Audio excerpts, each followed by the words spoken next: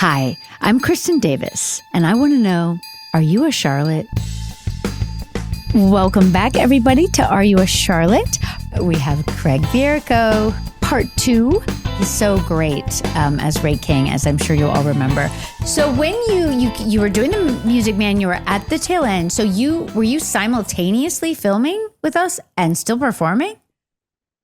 I think so. Gosh. I may have taken the week off, but I don't know. I didn't like to take too much time off because I always feel like it's Oh always yeah, such you a feel shock, even horrible. if Yeah. anything is different. Yeah. You know, you're just like, I'm on stage doing a show. I'm on stage doing, you're just Yeah. whatever. That's incredible. But I think I did take a week, and then I don't know if they bought me back or it was originally for 2 episodes. I don't remember.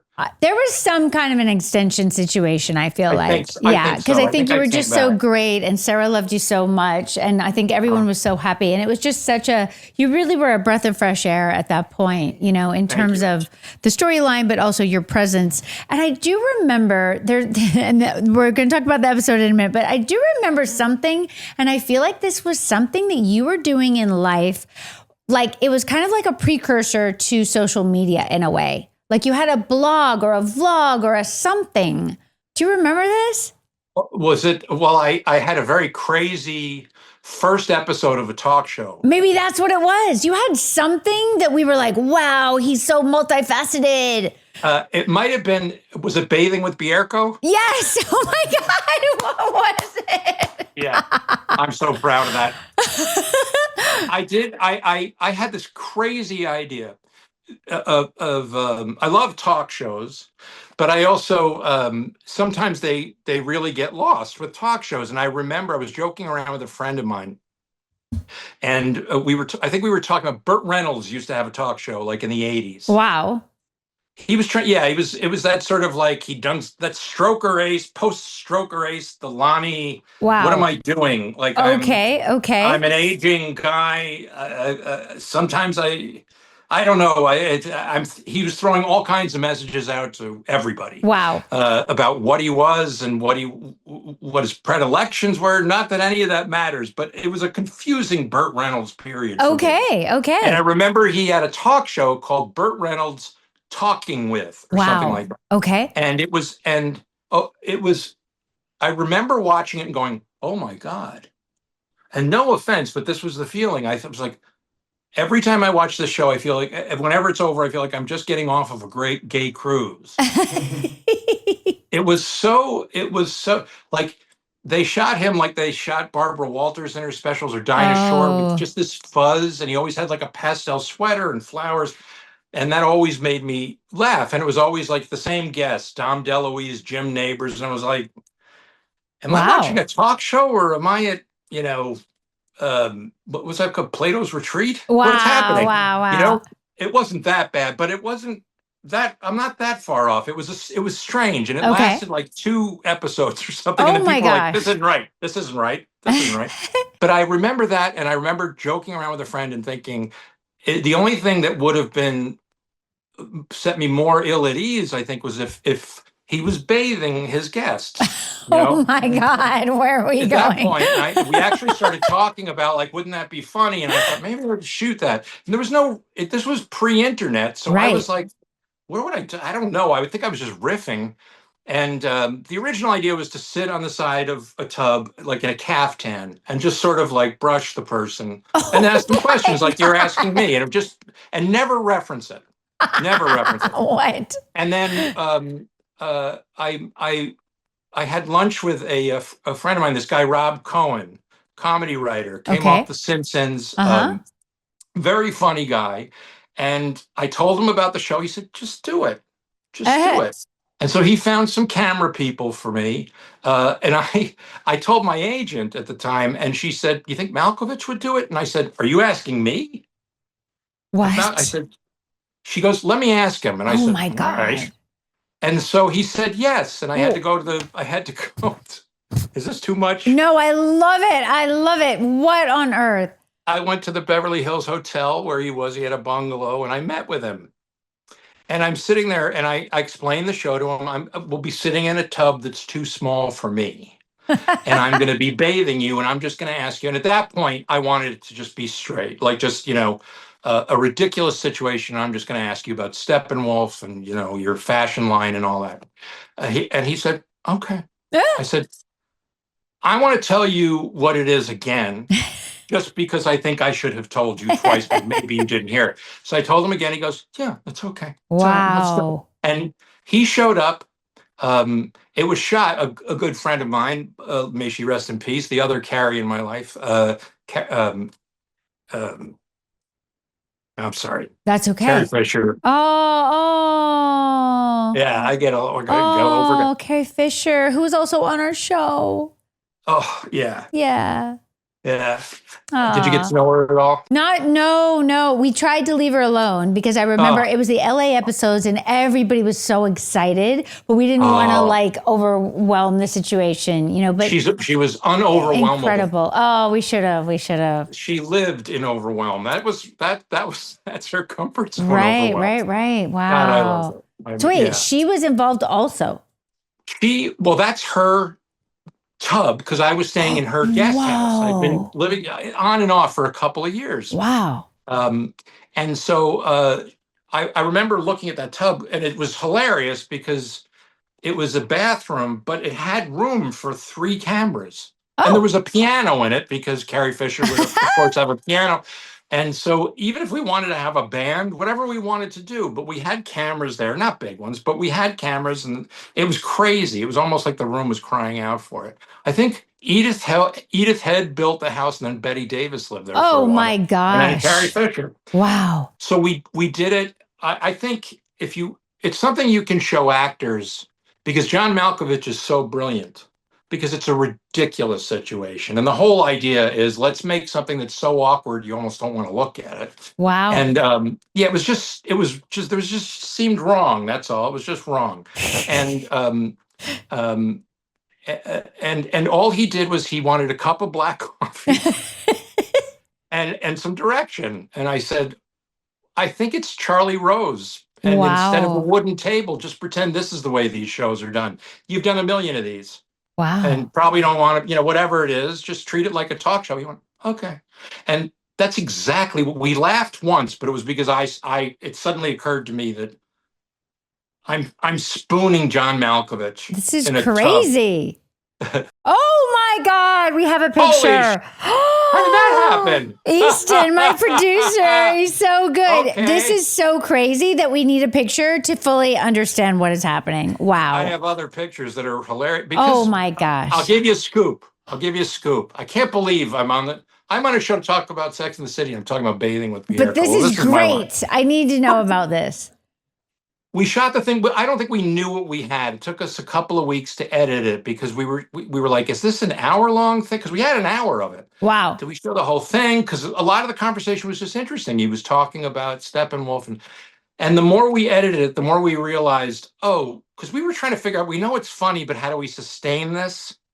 Yeah. It's a weird idea, but how do we make it funny and comfortable, And then we realized, the guest is the straight man, and I'm the idiot, and we just came up with the questions start out normal and they get ridiculous. At one point, I'm just asking him to repeat words that sound strange, Wow. Whatever. And he played along brilliantly. And then and then we put it out, and we didn't know what to expect. And it was one of the early viral videos. I knew. Okay, this is exactly, because I remember Sarah Jessica being like, "You wouldn't believe what Craig Bierko is doing." We were like, "What?"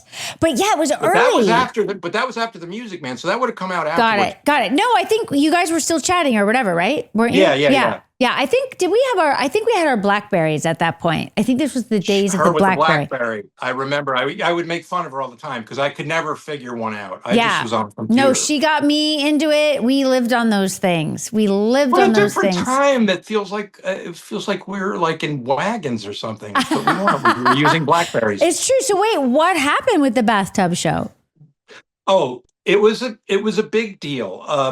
And unfortunately, I didn't see eye to eye with what Rob wanted to do because we shot a second one. Uh-huh. And that was the thing is, for every 100 letters we'd send out, we'd get maybe one response, because who wants, Oh, I'd be scared to death.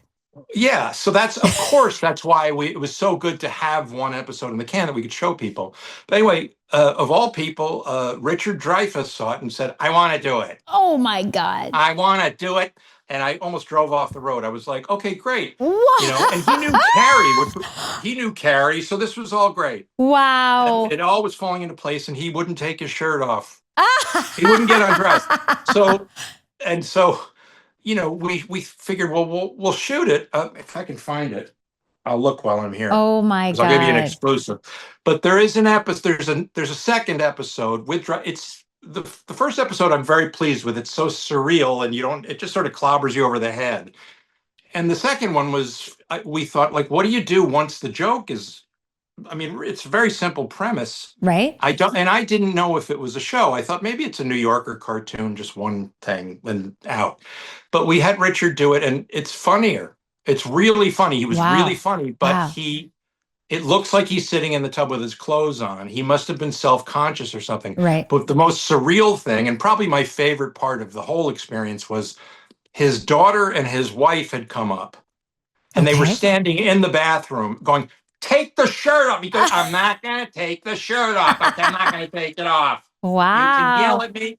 And I'm sitting in a tub going, I thought being in a tub with John Malkovich was weird. But I'm in the middle of a family argument in a tub with Richard Dreyfuss. Wow. And I just loved my life. But it wasn't right. And I just thought, I'm glad he came. It was really nice to meet him. It was funny. I mean, we had the mashed potatoes. Crazy. Super fascinating. He was doing, oh God, it was, I had him repeat. I said, that line in Jaws, it made me want to be an actor. Wow. You said, this was no boating accident. Can you do that? And he did it. And I said, but do it like you did it. Oh. And he did it. And I went, I don't know what you're doing. And he played along with it. It was just a lot of awkward. It was just whatever was awkward. It sounds like a precursor to like so much of what is online at this point. And also it makes me think of the show that Zach Galifianakis did, like the Fern show. Do you remember that? It was similar to that. Yeah. Wow. You were ahead of your time, Craig. Well, I just loved, you know what? I love Will Ferrell, and Will Ferrell had sort of introduced this comedy of discomfort. Yeah. Him walking into a room with tiny underwear on, and he just doesn't notice it, and he's just reaching past you and stuff like that. But it's safe because the underwear isn't going to come off, and True. It was brilliant. But I thought, what's the next step? Wow. And I think it was, to this day, people are like, you're not naked in the tub, are you? And I'm like, well, it's John Malkovich. What do you think? Which means nothing. And I just love that people were like, you were. And then to this day, they're like, I love it, but that's weird. And I'm like, yeah. I mean, it's super fascinating. All I want is for you to feel weird. Yeah. So that was great. Wow. It became this huge thing. It got away, like the New York Times, and then people writing saying they wanted to be on it. And I met with Lorne Michaels. Yeah. And I'm like, this is crazy. Wow. And Lorne Michaels is saying, I can't tell. Andy Samberg at the time was on the cast. He goes, I can't tell Andy Samberg that he can't have the last sketch in the show because some guy in California. I said, yeah, I don't know why I'm here either. And I just said, this can't, I don't know where this would fit into your show. I love your show. And I said, can I just use my 10 minutes to ask you questions? He said, sure. Wow. Oh, that's a great story. Yeah, I loved it. Oh my gosh, super fascinating. You're very, very interesting. I knew this. I'll send you pictures because I have pictures of Richard Dreyfuss. I'd love to see. I knew there was something where I was like, he did something really odd after, and I couldn't remember what it was. So thank you so much. Let's talk about Samantha for a second. This would be the beginning of Samantha trying to have a relationship with a woman, which I don't even. Wild. I know, I don't know what led to this decision to do this. We're going to have to ask Michael Patrick when he comes back. But, and then I don't know how we got Sonia Braga of all people. Like, wow. And it's interesting because she's, they meet at the art gallery and she wants to buy her artwork. And then she realizes she's gay because the ladies around her. And then she goes to her studio and they do art together, which is interesting. And then there's kind of a vibe. But then Samantha doesn't say, oh, I am not into women. She says, I'm not a relationship person. Right. Which is interesting. And Sonia Braga looks so crestfallen. And I, for me, when I was watching it, I thought there was so much kind of subtext about what lesbians want, right? Because Sonia Braga could have been like, well, I'm not a relationship person either. Exactly. Let's do it. Yeah. Right. But the thought was like, oh no, relationships are like what this character wants, right? And I guess it is, because then there's some. Had that ever been laid out or hinted to before that she might have an interest in that? Yeah. Not that I'm aware of. I mean, except that she just kind of was interested in whatever, right? Like her thing was like, I'm sexual and I'm free. You know what I mean? So from that perspective, it doesn't make sense. She says something like, I've done the women thing, but it's mostly been with a man and a woman or whatever. So it is very interesting. And I'm basically watching this show as though I've never seen it at this point. That's interesting. It is. I don't remember any of this section of our show. I don't know if I was just really tired. I don't know why I don't remember it, but it's super interesting to watch. I don't know what's going to happen. I know they're going to try, but it's also interesting because Sonia Braga is just such an interesting actress. Yeah, and so different. Beautiful. My God. Gorgeous. Well, I used to just stand there. I had to, with you guys, I was always just putting my jaw back. Oh, when I was standing at the craft service table trying not to drool. That's so nice. I think we were just very excited that a new man had shown up finally for Carrie, but also in general, you know what I mean? Because for a while we used to have like revolving. And then we got into these kind of longer storylines, right? Longer storylines. Yeah, which on the one hand, as an actor is wonderful, right? Like you're just digging in. But on the other hand, there's something fun about having new people. Yeah. Yeah. It's both of those things. It's just fun to be on a show it's like a carousel like that, people coming in and out, some staying longer than others. If it's worth it. Yes. Definitely. Feeds the rest. It feeds your core cast. They're the people we're really watching.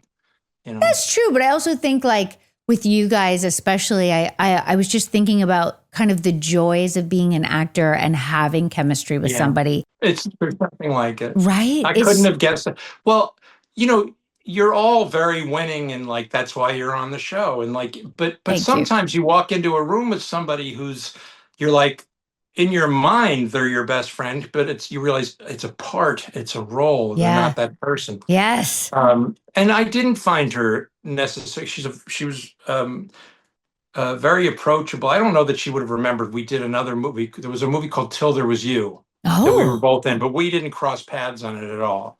But and that was a few years beforehand. But pretty forgettable movie. Who's but it was in it?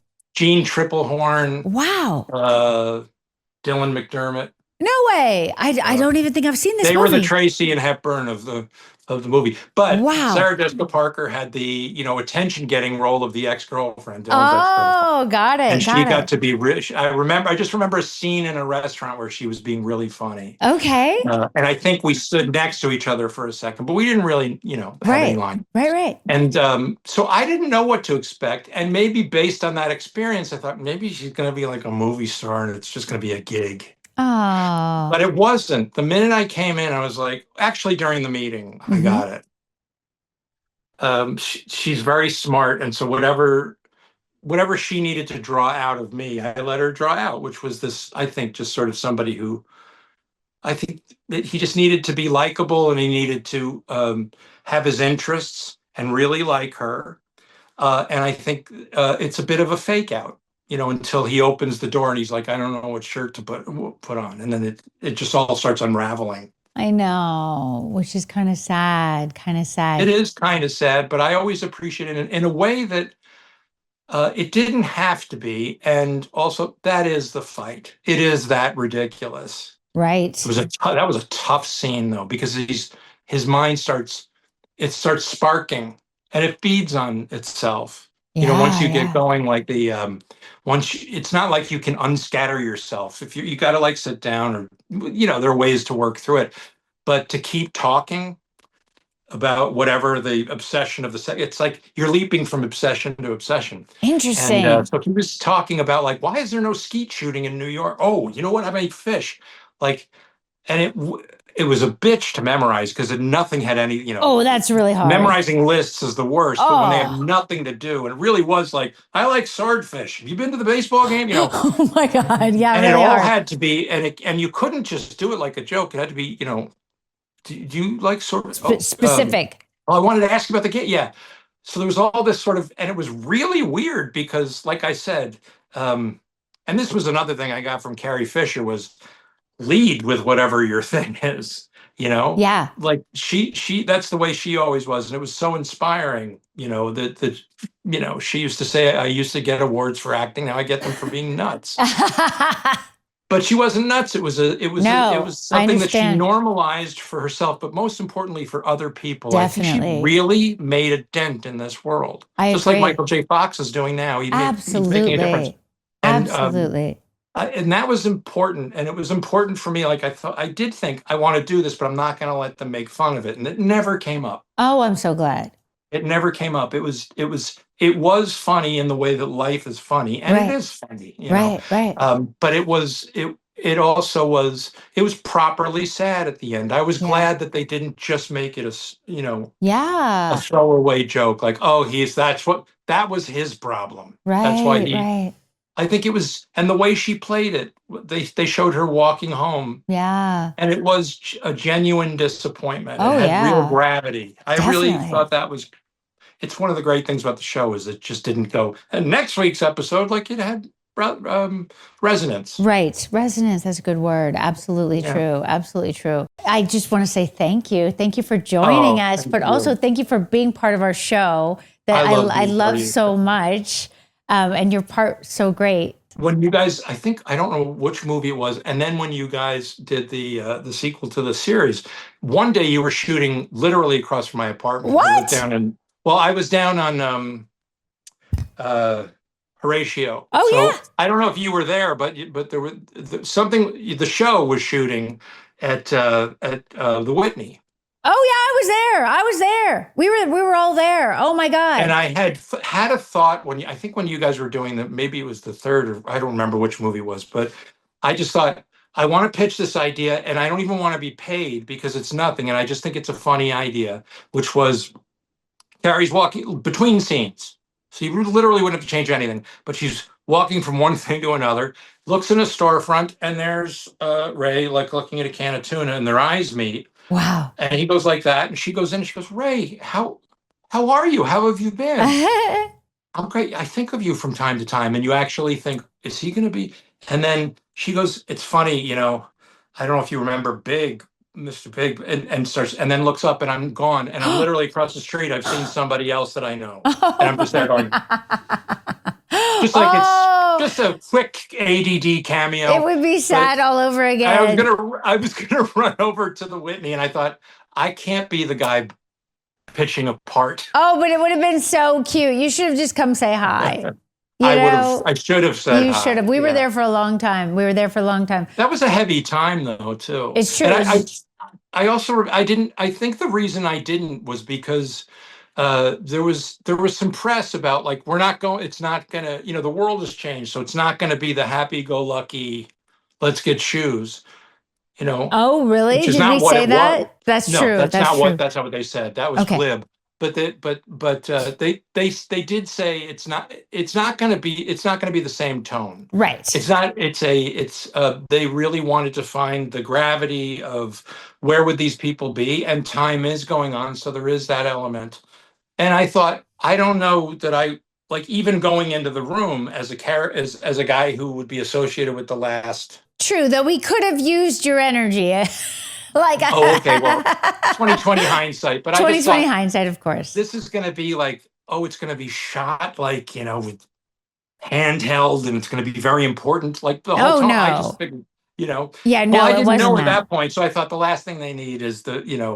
Oh, you're I so just didn't think sweet. of. I didn't. It was an impulse. It wasn't. Yeah, I I didn't get think it, it but we through. would have loved to see you. It's always fun. Well, next time when you yes. guys come back. I mean, I don't know if we'll ever come back, but who knows with this job? Sex and space. Sex and space. I love it. Yeah. I'll We could float do whatever by. we want. That'd be fun. Yeah. That'd be fun. Little bubble. Okay, wait. I have one more question that I can't forget to ahead. ask you.